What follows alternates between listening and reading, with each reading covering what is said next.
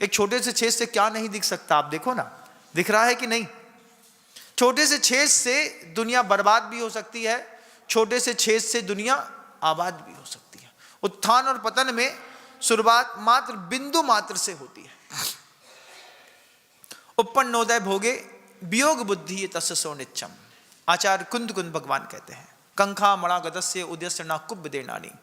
किसी भी प्रकार का कोई भी प्रलोभन का अवसर मिलेगा, पहली बार में वो आपके मन में छेद करता है, अंदर भाव आती, ले लो ले लो ले लो, नहीं लेना है, ले लेंगे तो गड़बड़ हो जाएगा।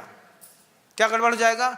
मन तो कह रहा है, लेकिन उसके बाद भी छोटा सा छेद अगर मन में पड़ा तो कल यही छेद वचन में दिखाई देगा, फिर यही छेद काया में दिखाई देगा, फिर एक एक करके पूरे के पूरे मन वचन काया तीनों खराब हो जाएंगे। कोई भी चीज होती है, आप सोचिए जितने भी दुनिया में वचन आपने सीखे होंगे, जितना पाप सीखा होगा, क्या एक ही दिन में सब सीख लिया? नहीं सीखा ना। कैसे सीखा? इसके लिए कोई इंस्टीट्यूट है क्या? गाली देने का कोई इंस्टीट्यूट होता है? नहीं होता। किसी ने कभी सिगरेट पीने का कोई इंस्टीट्यूट देखा है? शराब पीने का कोई इंस्टीट्यूट देखा है? कभी नहीं देखा। किसी व्यसन का दुनिया में कोई इंस्टीट्यूट नहीं है। वो ऐसी वैभाविक परिणति है इस जीव आत्मा की कि वो पैदा होते साथ ही दुनिया के पाप करने की सामर्थ्य अपने आप आ जाती है।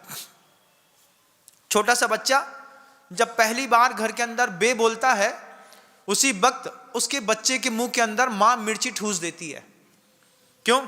आज बे बोला है, कल बड़ी गाली देगा। जैसे बे बोला, अच्छा क्या बोले तुमने? बे।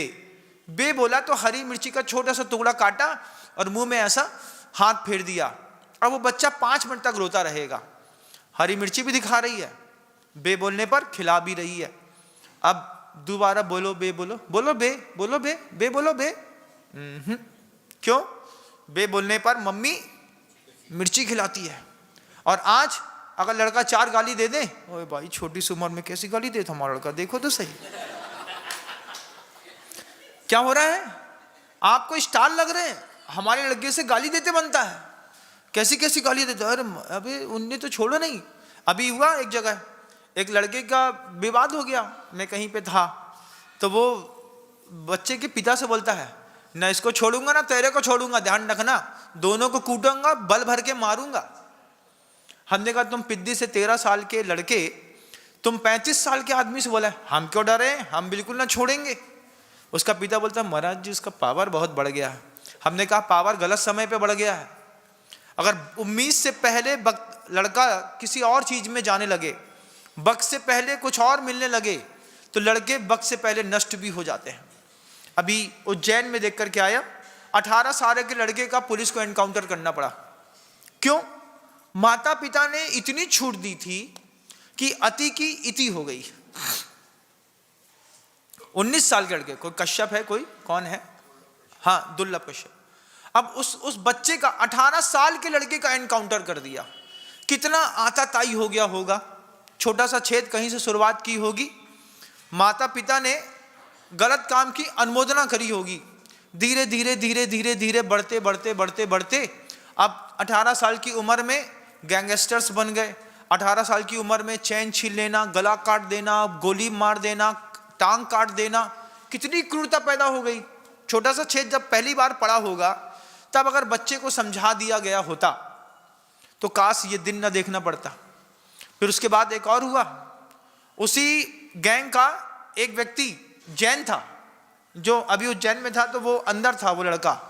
तो उसके पिताजी हमारे पास आए, वो जैन थे, तो हमारे बोले महाराज जी आशीर्वाद दो। हमने कहा किस बात का?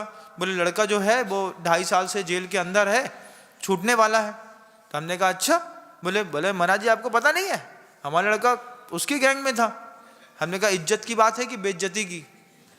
बोले महाराज बहुत नाम है हमारे लड़के का। हमने कहा तुम्हारे लड़के का इतना नाम है तो उसको अंदर ही रहने दो, बाहर क्यों निकाल रहे हैं? नहीं महाराज जी उसको बाहर निकालना उसकी कोई गलती नहीं थी, बस वो साथ में थोड़ा सा कट्टा वट्टा सप्लाई कर दिया होगा। ऐसा बोल रहे हैं जैसे ये काम करना इज्जत का काम है। इज्जतदारों का काम नहीं है। हम जिस कौम के लोग हैं, आराम से भगवान का दर्शन पूजन अभिषेक शुद्ध भोजन करने के बाद दुकान खोलते हैं। हमारे नाम की रेपुटेशन इतनी ज़बरदस्त है कि हम घर के अंदर बैठ करके मूंग की दाल भी बेचेंगे तो करोड़ों कमाते हैं। हमको ये सब दंड फंद करने का कोई काम ही नहीं है। छोटे से काम भी करेंगे, लेकिन इज्जतदार कौम है, हर चीज में पैसा कमा के निकाल के ले जाती है। अभी आप देखिए, मुझे तो अभी कल ही पता चला कि जो बंगाल के मुख्यमंत्री हैं, उनका जो खास आदमी है वो भी जैन है। हमने कहा मुख्यमंत्री बनर्जी का खास आदमी जैन? उन्होंने पूछा कैसे? बोले विश्वास है इस कौम का कि इस कौम के हाथ में कुछ भी छोड़ दो कभी खराब नहीं होता। हम तो सोच रहे थे वहां पर तो बस बंगाली बाबू होगा, लेकिन बंगाली बाबू नहीं होकर के जैन बाबू वहां पर भी बैठ करके मिनिस्ट्री चला रहा है। उस कौम का भी बहुमान रखना हम सबका कर्तव्य बनता है। आचार्य श्री जी ने सारे बच्चों को देखते हुए कहा कि आप लोगों ने उस छोटे से शेष से क्या सीखा। इतना प्रवचन उद्बोधन देने के बाद जब गुरु जी ने दोबारा हम लोगों को टारगेट हटा करके बच्चों को टारगेट किया, तो आचार्य श्री मुस्कुराते हुए बच्चों से कहते हैं, बताइए अच्छा किया कि बुरा किया? अब सब एक दूसरे की तरफ देखें। बोले जब आपके लिए प्रतिबंध लगाया गया होगा, किसी ने लगाया, हमने तो लगाया नहीं, किसी ने भी लगाया, तो आप प्रतिबंधित क्षेत्र पर प्रवेश क्यों किए? तब सबको लगा कि इसका सामूहिक प्रायश्चित लेना चाहिए। तो बड़ी बहन घर खड़ी होकर के कहती है, महाराज श्री हम लोगों से गलती हो गई, हम लोग प्रायश्चित चाहते हैं। बोले नहीं, प्रायश्चित की बात नहीं कर रहा हूं मैं, तो बस ये पूछ रहा हूं कि अगर कोई चीज प्रतिबंधित थी तो उसमें तुमने आंख लगा करके देखा क्यों? जब आपको प्रतिबंधित कर दिया कि जिन शासन में ये चीजें नहीं मिलती हैं, फिर आपने उसके ऊपर प्रवेश किया क्यों? उत्सुकता थी, आपको देखना था, देख लिया, अच्छा किया, लेकिन प्रतिबंधित चीज पर आपने अतिक्रमण किया ना? हाँ महाराज किया। यही अतिक्रमण जो होता है, इसी अतिक्रमण के कारण दुर्गतियां होती हैं।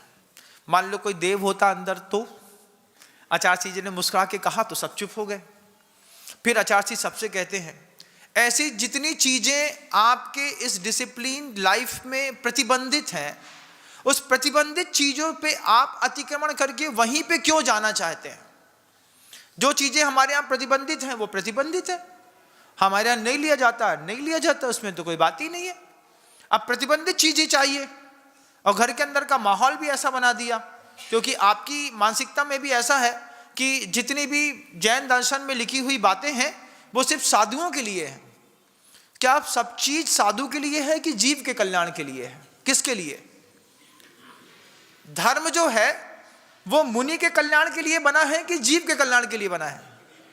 जीव के कल्याण के लिए बना। तो आप जीव नहीं है? हाँ महाराज, हम भी जीव हैं। तो सत्य है, अचौर है, अपरिग्रह है, ब्रह्मचर्य है, ये सिर्फ हमारे लिए बना है कि आपके लिए भी बना है? हमारा हमारे लिए भी बना है। तो फिर अपने लिए का कुछ तो पालन करो। अगर आपको मेरी वीडियो अच्छी लगती है तो प्लीज़ मेरे चैनल को लाइक करें, शेयर करें और सब्सक्राइब करें। Thank you.